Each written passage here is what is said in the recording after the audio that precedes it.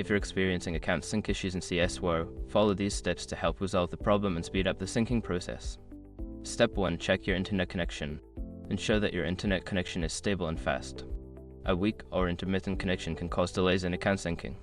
Try resetting your router or switching to a wired connection if possible. Step 2. Restart the game. Close CS2 completely and restart it. This can refresh the connection to the server and may resolve any temporary glitches that are causing the sync issue. Step 3. Update the game. Make sure that CS2 is updated to the latest version.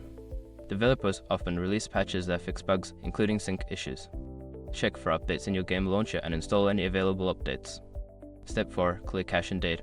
If you're playing on a platform that allows it, clear the cache and data for CS2.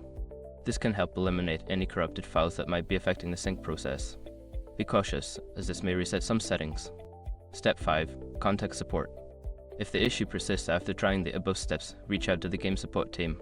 Provide them with details about your problem, including any error messages you may have received to get more specific assistance.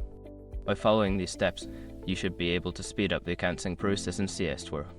If issues continue, staying in touch with support can provide further guidance.